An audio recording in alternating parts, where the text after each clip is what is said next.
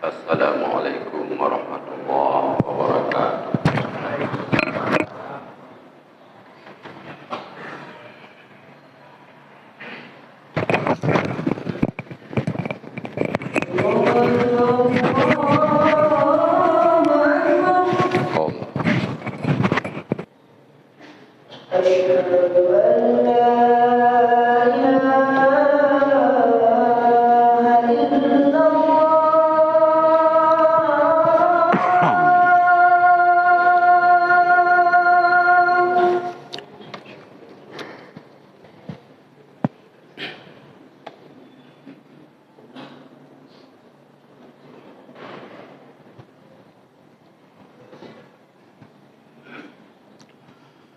Alhamdulillahi Rabbil Alamin.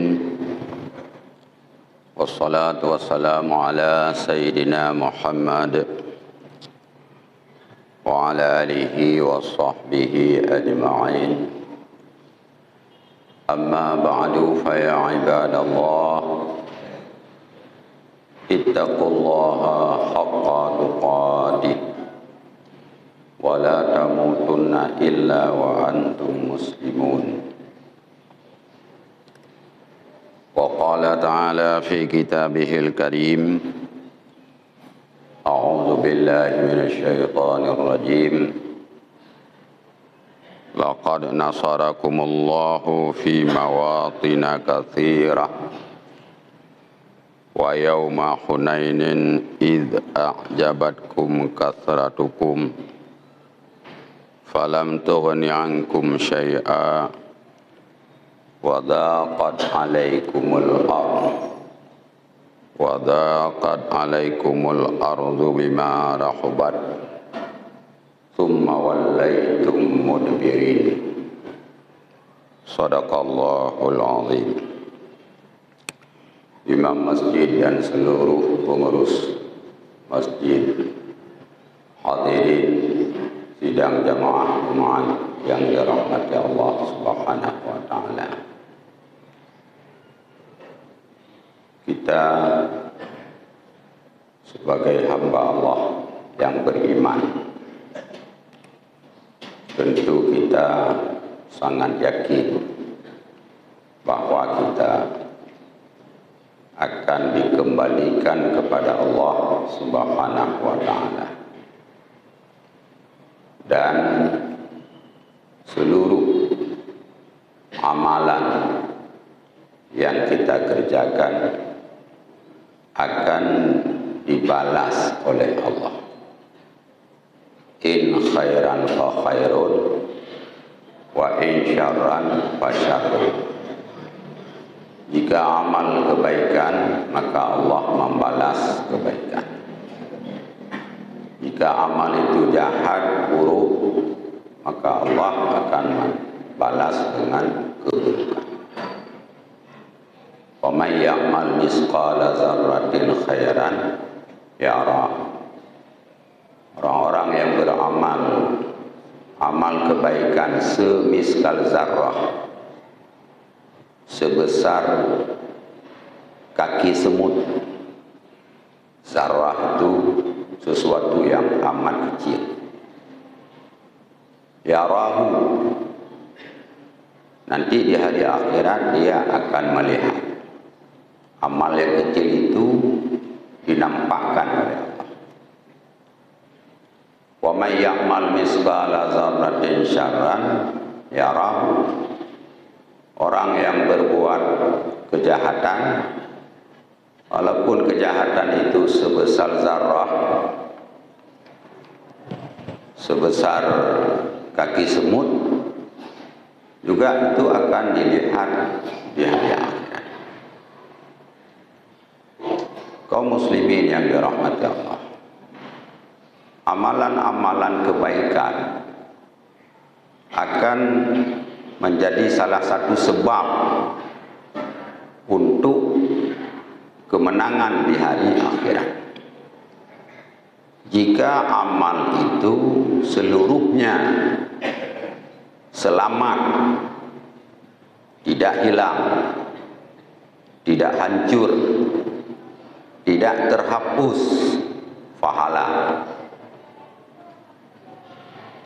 Apa perkara yang bisa menghapuskan pahala amal kita? Banyak sekali. Ada dua yang paling besar yang menjadi qadih, menjadi buruk di dalam amal. Yang pertama riya, yang kedua ujub. Ini dua perkara ini membuat qadih, membuat buruk, membuat kotor, tidak bagus dalam amal. Ada hadis Rasulullah sallallahu alaihi wasallam, beliau mengatakan ada dua perkara yang membinasakan. Al-qanut, pertama putus asa dari amal kita. Putus asa dari amal maksudnya adalah kita merasa dalam diri kita bahwa amal kita itu tidak bermanfaat, hana guna amal, sia-sia, habis waktu, sehingga membawa kepada meninggalkan amal itu tidak bekerja. Jadi ketika kita nyota rasa, tak yakin bahwa amal kita tidak bermanfaat, itu sudah membawa kepada meninggalkan amal itu. Lagi anggap dia urang hantruh pahala sama dia tanya kepada urang mati. Karena gak anggap hana manfaat sehingga dia tidak mau bertahlil, tidak mau sama dia itu orang yang sudah meninggal. Kenapa? Karena saya sudah putus asa daripada menganggap bahwa tidak ada manfaat amal. Yang kedua ujub. Ujub ini merasa segala-galanya sudah mapan, merasa dirinya sudah hebat. Ka merasa gedanya ka megaya, ka merasa hebat, ka merasa seluruh apa yang kita laksanakan itu di atas usaha kita sendiri, sehingga terhijab pada Allah Subhanahu wa taala.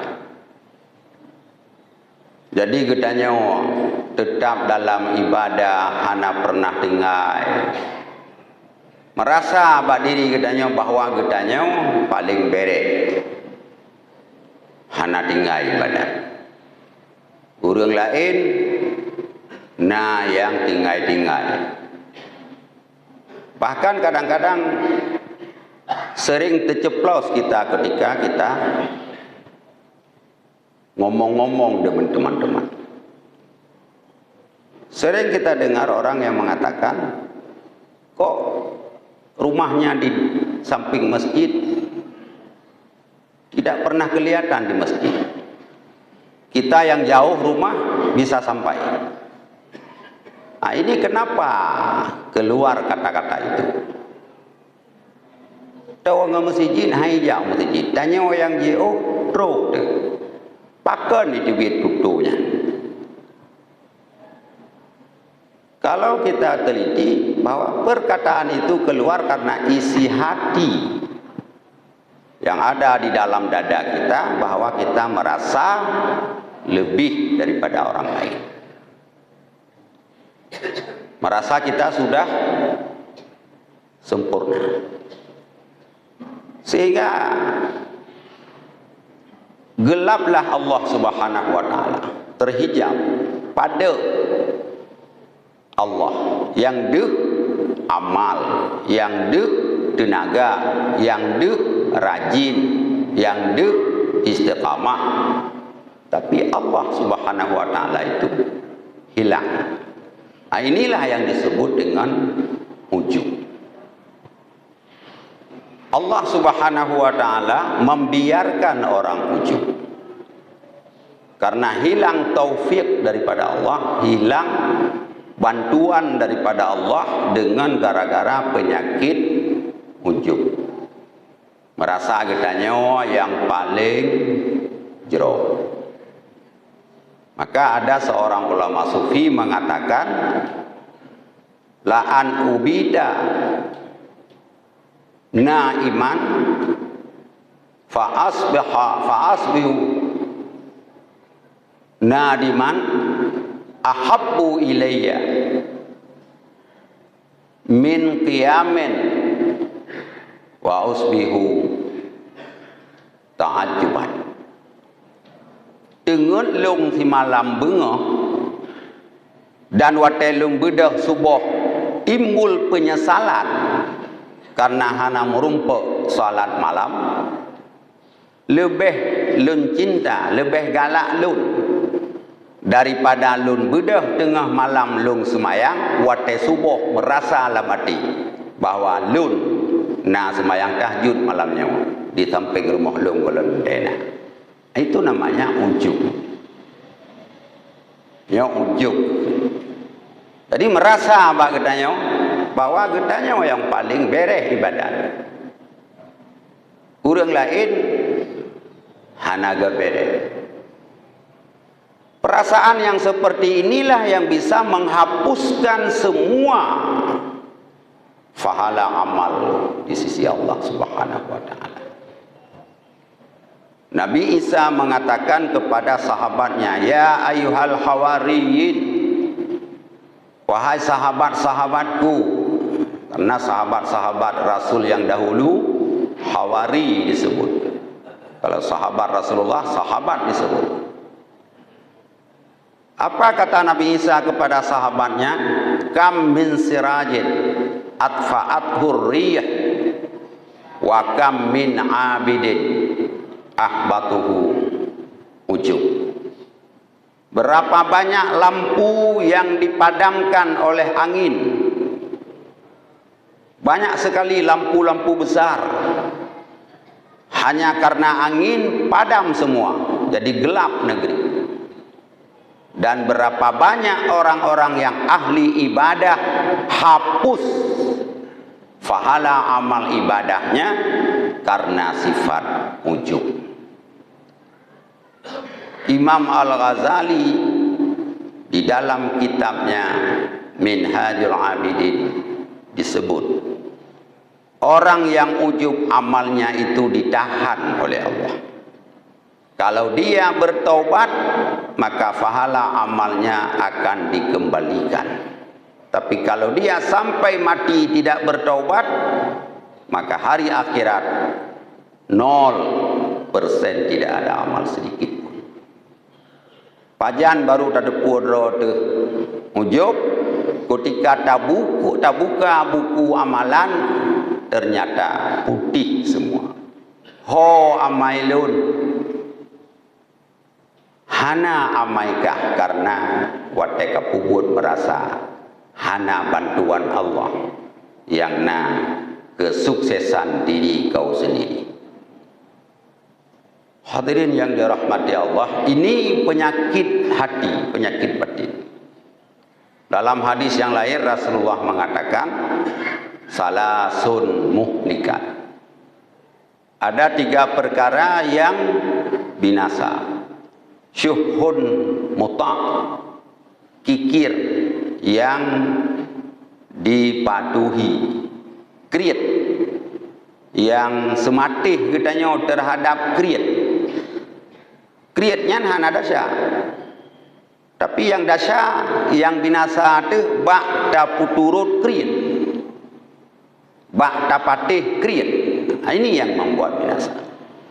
Hak Allah, zakat, nazar, hak Allah. Ketika sampai waktunya hati ngomong, seandainya harta itu kita tidak mengeluarkan dulu, mungkin bisa kita manfaatkan beberapa bulan lagi, itu lebih bagus. Sehingga Bisikan hati yang seperti itu kita akui, kita patuh, oh nyocin lagi ya. Nah, ini perkara yang bisa membinasakan seseorang. Wahawan muttabi, keinginan yang kita turuti, apa yang kita ingin terus kita ikuti. Dan yang ketiga, i'jabul mar'i binafsi, ujub kita diri sendiri. Hanaso tanyang, hanaso sudi, tapi sira waktu bak tadu lun yang paling god nang kampungnya, lun yang paling berek, lun yang paling le amal, lun yang paling sempurna. Lain hana berek. Ini yang membuat bahaya di dalam amal, terhapus semua amal. Pahala amal hanya gara-gara sedikit. Berapa banyak amal-amal kebaikan dapat dihapus oleh sedikit perasaan ujub di dalam dada seseorang. Kaum muslimin yang dirahmati Allah, ujub ini diekspresikan di dalam tindakan kita. Karena na ujub dalam hati itu biar bak anggota tubuh. Mungkin itu biar erat babah, itulah yang kita sebut tadi. Itu biar kata-kata pakon le urang beodah baik berjamaah. Itanya sabi saja. Kenapa keluar kata-kata seperti itu? Nya ujub. Jadi baik bak tapiki le katanya ka bere, ternyata hana bere. Ujub yang seperti ini bahaya. Itu biar bak tulisan. Ketika kita membaca dalam grup-grup WA, langsung keluar komen kita, munafikun, munafik ya. Kenapa keluar seperti itu? Karena kita menganggap bahwa iman kita yang paling sempurna, orang lain nggak sempurna iman, munafik orang lain. Nah, inilah yang disebut ujub. Jadi cubit berbagai macam tindakan hanya karena kotor hati terhadap Allah Subhanahu wa taala. Allah membiarkan orang-orang ujub tidak akan diberi taufik. Ayat 25 surat At-Taubah.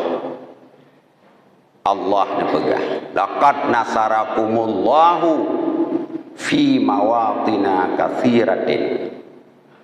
Sungguh Allah menolong kamu beberapa tempat yang banyak. Ketika orang muslim berperang dengan orang kafir, mendapat pertolongan Allah luar biasa. Perang Badar, dertuhro lawan tribe, talu kafir musyrikin. Wa yauma Hunainin id a'jabatkumul kasratukum, id a'jabatkum kasratukum falam tughni ankum syai'a. Pada hari peperangan Hunain, Hunain ini tempatnya antara Mekah dan Taif. Jadi ketika Rasulullah sallallahu alaihi wasallam setelah futuh Mekah, setelah dibebaskan Mekah, ada sekelompok kaum Hawazin yang ingin memerang Rasulullah, memerang tentara kaum muslimin. Saat itu kaum muslimin 10.000, ditambah lagi dengan penduduk Mekah yang baru ditaklukkan 2.000, 12.000 kaum muslimin. Kaum Hawazin di Hunain 4.000. A'jabatkum kasratukum. Merasa orang-orang mukmin ini ujub, rame deng, ribedo panena tak kira, danyo 12 ribedo. A'jabatkum kasratukum. Falam tughni ankum syai'a. Setelah sampai di Hunain, ternyata kucar kacir kaum muslimin. Falam tughni ankum syai'a. Kamu tidak terkaya sesuatu apapun. Senjata yang lengkap, 12.000 urang hana memudalih. Wazaqatil ardu wazaqat alaikumul ardu, sempit bumi hana mau peluang. Bima rahuban, padahal bumi itu luas tapi hana mau peluang. Kenapa? Karena merasa hebat, merasa ujub. Le tu ramai tu dapat dalu hana memedalih pian 3 kerupuk sakai. Tapi nyatanya apa? Kucar kacir. Tinggal bersama Rasulullah Abu Sufyan dengan Abbas. Sampai Rasulullah mengatakan, saya Nabi, saya Rasul, saya tidak bohong. Jangan lari kalian. Gekun bak Sayyidina Abbas. Abbas, musuh berayu, kata Rayasu. Hoi awaknya kai piung tu. Falan tughni ankum syai'ah. Kamu tidak bisa terkaya dengan sesuatu. Wazaqat alaikumul ardu bima rahabat. Summa tawallaitum mudbirin. Kemudian kamu berpaling, lari semua. Nyo akibat daripada ujub. Allah tidak memberi pertolongan. Gada pada Allah yang deh kekuatan roh. Inilah bahaya di dalam amalan kita sehari-hari. Karena itu hadirin yang dirahmati Allah, jangan sedikit pun kita pandangan hati terhadap nikmat Allah. Roh kita nyolam taat bedeh nyan taufik Allah, nikmat Allah. Untung Nabi kekuatan di Allah. Dah semayang. Syukur.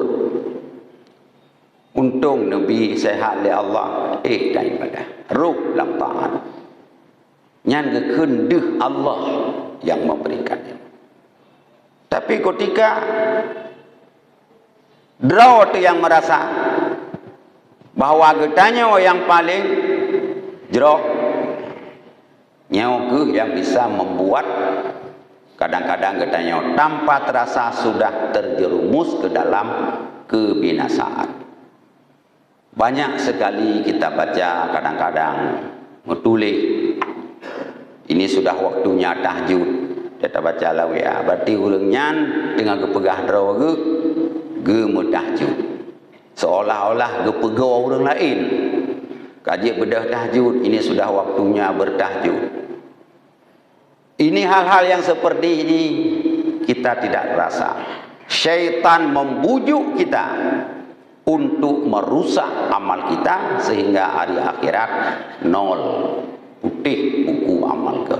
Tinggallah amal-amal kejahatan daripada ketiadaan ilmu pengetahuan di segi batin kita. Nyokonyo perle tamerno ilmu akhlak, ilmu tasawuf, supaya mengataturi teh ria, teh ujub, teh hasad, teh hakat. Kenapa? Itu semua bisa menghancurkan amal. Jadi akhlak jauh lebih penting di dalam beribadah kepada Allah Subhanahu wa taala. Maka dua perkara yang banyak sekali masuk syurga. Ketika ditanya oleh seseorang kepada Abi Hurairah, jawab Abi Hurairah, perkara yang paling banyak masuk syurga takwa dan husnul khuluq, akhlak yang bagus. Akhlak yang bagus, akhlak yang tidak timbul kecurigaan terhadap orang lain, terhadap kekurangan orang lain. Dia menunaikan hak-hak Allah, menunaikan hak-hak kaum muslimin, menunaikan hak-hak sahabat. Itulah orang-orang yang berakhlak yang baik. Mudah-mudahan hadirin yang dirahmati Allah, kita jangan merasa bangga dengan banyak amal, jangan merasa bangga dengan banyak harta, jangan merasa bangga dengan kuat tenaga, karena itu semua adalah munnah, nikmat daripada Allah Subhanahu wa taala. Tapi perbanyaklah bersyukur, sehingga tidak merasa diri kita yang paling hebat, yang merasa diri kita lah yang paling banyak kekurangan. Maka kenapa ulama-ulama merasa dirinya yang paling rendah? Lun yang paling le dahsyat, lun yang paling le kurang, lun yang paling le anak beres. Laki di pertolongan Allah. Itu jauh lebih baik daripada lung yang paling beres, lung yang paling le, lung yang paling le salat tahajud, lung yang paling le khatam Quran, lung yang paling betul semayang, lung. So lungnya. Nah, ini ya yang perlu ilmu-ilmu akhlak yang kita selalu jangan absen mengikuti pelajaran-pelajaran majelis taklim. Sehingga semua hal-hal yang bisa membinasakan amal kita bisa kita pelihara dengan baik. Amin ya rabbal alamin. Alhamdulillahi rabbil alamin. Asyhadu an la ilaha illallah wahdahu la syarika lah. Al-Malikul Haqqul Yaqin. Wa asyhadu anna sayyidana wa nabiyyana Muhammadan abduhu wa rasuluh as-sadiqul wa'dil amin. Allahumma salli ala sayyidina Muhammad wa ala alihi wa sahbihi ajma'in. Ibadallah, usikum wa iyaya bitaqwallah wa ta'atihi la'allakum tuflihun. A'udzu billahi minasy syaithanir rajim. Bismillahirrahmanirrahim. Ya ayyuhalladzina amanu taqullaha wabtaghu ilaihil wasilah wajahidu fi sabilihi la'allakum tuflihun. Barakallahu li wa lakum fil Qur'anil azim wa nafa'ani wa iyyakum bima fihi minal ayati wa zikril hakim wa taqabbala minni wa minkum tilawatah innahu huwas samiul alim.